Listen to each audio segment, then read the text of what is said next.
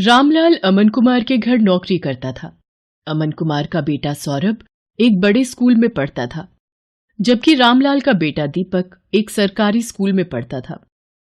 सौरभ और दीपक दोनों ही पढ़ने में होशियार थे और अपने अपने स्कूल के अच्छे बच्चों में उनका नाम था। देखो पापा, मेरा रिपोर्ट कार्ड मिल गया। मैं क्लास में फर्स्ट आया हूँ।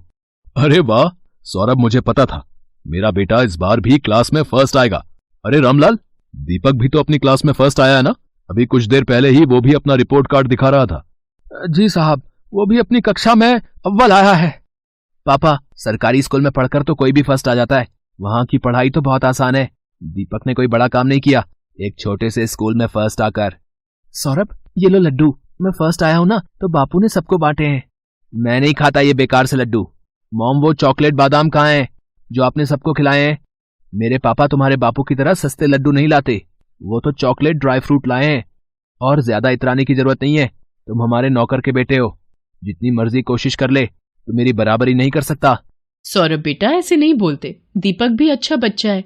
मॉम, मुझे दीपक एक आंख नहीं भाता। मेरे सामने पापा उसकी तारीफ करते रहते हैं। मुझे बिल्कुल अच्छा नहीं लगता। मैं कपिल के घर खेलने जा रहा हूँ। सौरभ को दीपक से नफरत थी। दीपक भी उसकी तरह पढ़ाई में बहुत अच्छा था। ये बात सुनकर सौरभ और गुस्से में आ जाता है। सौरभ कपिल के घर खेलने चला जाता है। क्या हुआ सौरभ, आज तू बड़ा गुस्से में है? मैं दीपक से नफरत करता हूँ। आज मैं जब पापा को अपना रिपोर्ट कार्ड दिखा रहा था, तो दीपक ने भी अपना रिपोर्ट कार्ड दिखाया। वो भी मेरी तरह फर्स्ट आया है। फिर तुम ही बताओ। फिर पापा उसकी भी तारीफ करने लगे। वो हमारे नौकर का बेटा है। ये बात मुझे उसे समझानी होगी। अरे तू चिंता क्यों करता है? सब ठीक हो जाएगा। अच्छा सुन, कल दोपहर में सारे दोस्त गेम में पैसे लगा रहे हैं। तू कितने लगाएगा? मेरी तरफ से 200 रुपए लगा दे। अरे तू फिर से अपनी मम्मी के बैंक अकाउंट से 200 रुपए लेगा तो तेरी मम्मी गुस्सा नहीं करेंगी? मेरे पापा बहुत रिच हैं। मेरे पास पैसों की कमी नहीं है। मेरे मम्मी पापा मुझसे कुछ नहीं कहते हैं, क्योंकि मैं स्कूल में हमेशा फर्स्ट आता हूँ। सौरभ को गेम पर पैसा लगाने की आदत पड़ गई थी। वो आए दिन अपने दोस्त कपिल और बाकी दोस्तों के साथ ऑनलाइन गेम खेलता और उस पर पैसे लगाता। सौरभ पढ़ाई में अच्छा था, इसलिए उसकी मम्मी भी उसे अकाउंट से पैसे लेने के लिए कुछ नहीं कहती थी। सौरभ, तुमने मॉम के अकाउंट से आज फिर 200 रुपए निकाले हैं। पापा, वो मेरा ऑनलाइन ग्रुप गेम चल रहा है ना, तो उसी के लिए चाहिए थे। अरे मुझे पता है, सौरभ ने मुझे बता दिया था कि वो 200 रुपए ऐड कर रहा है। बेकार में गुस्सा होते रहते हो मेरे लाल पर। वो तो ठीक है संध्या, पर चलिए आप नाश्ता कीजिए। बच्चे हैं, आपस में लगे रहते हैं। संध्या अमन की बातों पर ध्यान नहीं देती। सौरभ को गेम खेलने की आदत पड़ती जा रही थी। एग्जाम भी नजदीक आ रहे थे। एक दिन, सौरभ क्या बात है? आजकल लग रहा है तुम पढ़ाई पर ध्यान नहीं दे रहे हो। तुम्हारी मैम का फोन आया था, तुम 2 दिन से ट्यूशन में लेट पहुंच रहे हो। मम्मी, वो एग्जाम आ रहे हैं ना, तो मैं कपिल के घर बैठकर पढ़ाई करता हूँ। हम दोनों साथ में ही ट्यूशन जाते हैं, तो पढ़ते हुए समय का पता ही नहीं चलता। अच्छा ये बात है, तुम कपिल के घर बैठकर एक्स्ट्रा टाइम में पढ़ाई कर रहे हो। ये बहुत अच्छी बात है। उधर दीपक भी अपनी आने वाली परीक्षाओं की तैयारी कर रहा था। बापू, इस बार मुझे फिर से फर्स्ट आना है। देखना, मैं खूब मेहनत करूंगा। अब मुझे पता है मेरे बेटे, तुम पढ़ाई में बहुत मेहनत कर रहे हो। देखना, तुम्हारा ये जोड़ा हुआ विद्याधन एक दिन तुम्हारे बहुत काम आएगा, और तुम एक दिन हम सबका नाम रोशन जरूर करोगे। चलो दीपक बेटा, अब आकर ये दूध चावल खा लो। मैंने तुम्हारी पसंद के बनाए हैं। और तुम वो कहाँ जा रहे हो अपनी कक्षा के बच्चों के साथ? माँ, मैं साइंस म्यूजियम देखने जा रहा हूँ। वहां पर विज्ञान संबंधित बहुत से उपकरण हैं।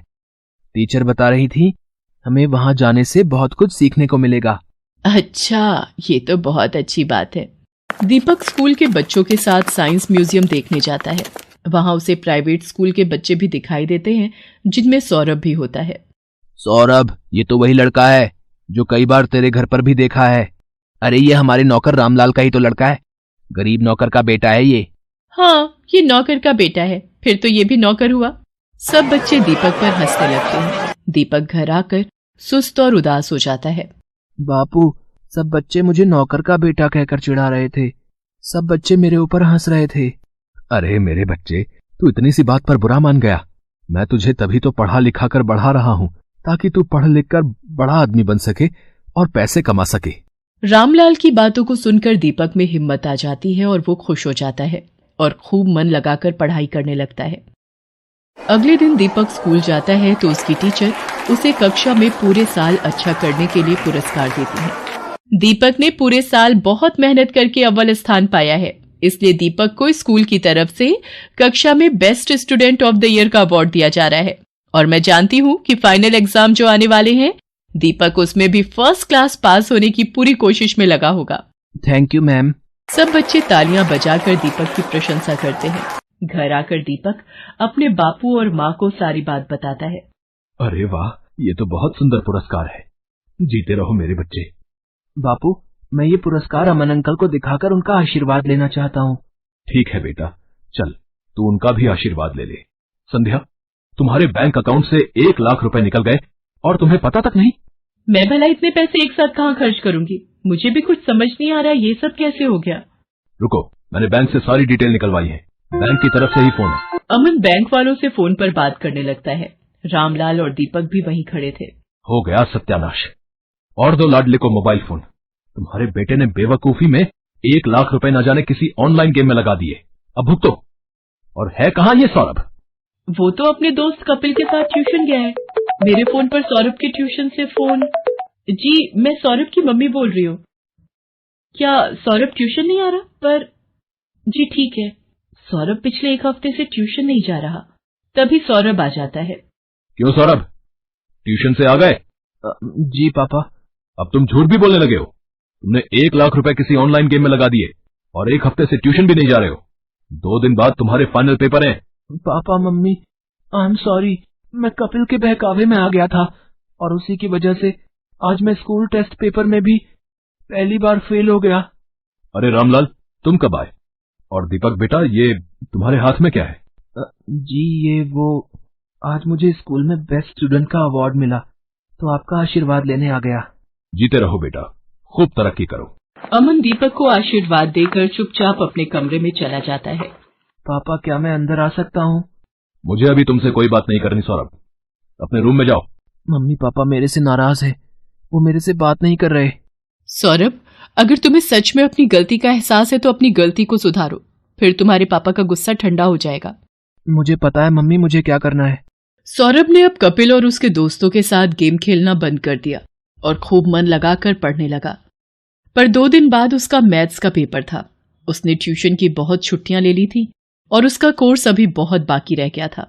मम्मी, मेरा बहुत सारा सिलेबस अभी रिवीजन के लिए बाकी है, मैं कैसे कर पाऊंगा? कुछ सवाल तो मुझे समझ भी नहीं आ रहे। सौरभ, तुम एक काम क्यों नहीं करते? दीपक की मैथ्स बहुत अच्छी है, उसके मार्क्स भी बहुत अच्छे आते हैं और मैंने सुना है अब तो सरकारी स्कूल की पढ़ाई भी बहुत अच्छी हो गई है और प्राइवेट स्कूल की किताबें और सरकारी स्कूल की किताबें एक जैसे कोर्स की पढ़ाई जाती हैं। मम्मी, क्या दीपक मेरी मदद करेगा? मैंने हमेशा उसके साथ गलत व्यवहार किया है। कोई बात नहीं, पर अब तुम्हें अपनी गलती का एहसास है, ये बहुत बड़ी बात है। रामलाल, दीपक को जरा बुला लाओ, सौरभ को मैथ्स में उसकी सहायता चाहिए। हाँ हाँ मालकिन, मैं अभी बुला लाता हूँ। सौरभ दीपक की सहायता से मैथ्स के पेपर की तैयारी करता है और बाकी सभी विषयों में भी सौरभ अब दीपक के साथ ही पढ़ने लगा। सौरभ भी दीपक की तरह अपने स्कूल में फर्स्ट आता है। सौरभ, तुम्हारा रिजल्ट देखकर मैं आज बहुत खुश हूँ। पापा, ये सब दीपक की वजह से ही हुआ है, इसने मेरी एग्जाम के दिनों में बहुत हेल्प की। थैंक यू दीपक। रामलाल, तुम्हारा बेटा दीपक बहुत होनहार है, देखना ये एक दिन जरूर बड़ा आदमी बनेगा। अमन अंकल, एक दिन मैं भी आपकी तरह ही बड़ा बिजनेसमैन बनूंगा। दीपक की बातों को सुनकर रामलाल की आंखों में खुशी के आंसू आ जाते हैं और वो दीपक को गले से लगा लेता है।